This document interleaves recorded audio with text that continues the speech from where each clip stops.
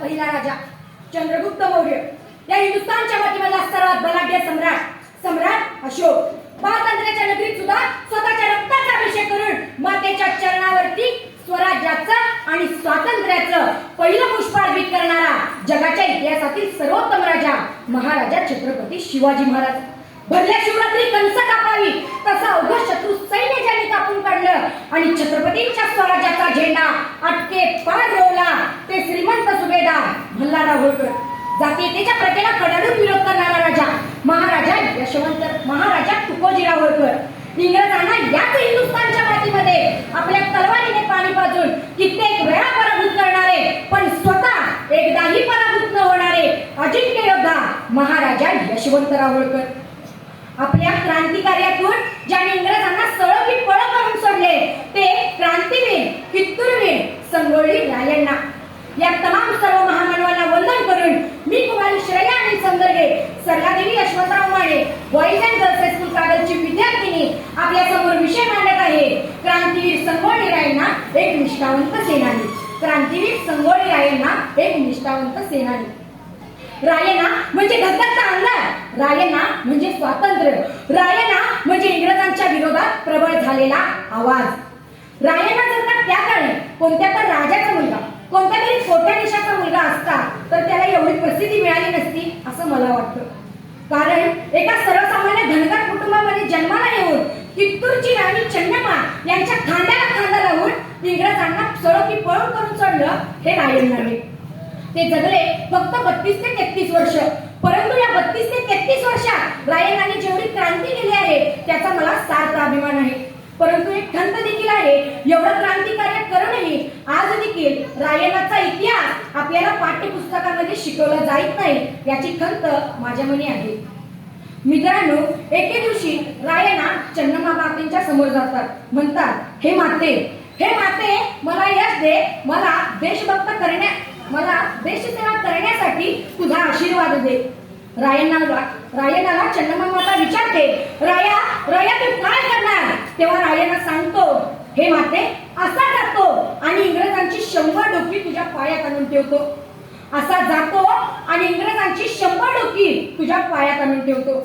जर मला 99 डोकी मिळाली, 100 डोकी मिळाली नाही तर 100वे डोके माझे ठेवणार, परंतु दिलेलं वचन कधी तोडणार नाही. माते दिलेलं वचन कधी तोडणार नाही, दिलेलं वचन कधी तोडणार नाही. एवढी निष्ठा रायण्णाच्या मनामध्ये देशाबद्दल होती. असंच एक उदाहरण आहे, जेव्हा इंग्रज आणि कित्तूर नगरीमध्ये युद्ध होतं तेव्हा चन्नम्माला जेलमध्ये नेण्यात येतं, म्हणजे तुरुंगामध्ये नेण्यात येतं. आणि तेव्हा एक इंग्रज चन्नम्मा मातेला खोटं सांगतो, चन्नम्मा तुला म्हणत होतीस ना तुझा रायण्णा येणार, तुला वाचवणार, तुरुंगातून बाहेर काढणार, बघ आम्ही तुझ्या रायण्णाला मारून टाकलं आहे. तेव्हा रायण्णाचे हे शब्द म्हणजे रायण्णा गेला हे ऐकताच चन्नम्मा माता आपल्या हातातील अंगठीतील खडा काढते, चेचते आणि दुधात एकत्र करून पिळते आणि तिचा मृत्यू होतो. म्हणजे स्वतःचा नवरा मेला तरी चन्नम्माला वाटलं नाही की आपण आपला जीव द्यावा, स्वतःचा मुलगा मेला तरी चन्नम्माला वाटलं नाही की आपण आपला जीव द्यावा. अहो एवढंच काय, स्वतःचं राज्य इंग्रजांनी लुटलं तरी चन्नम्माला वाटलं नाही आपण आपला जीव द्यावा.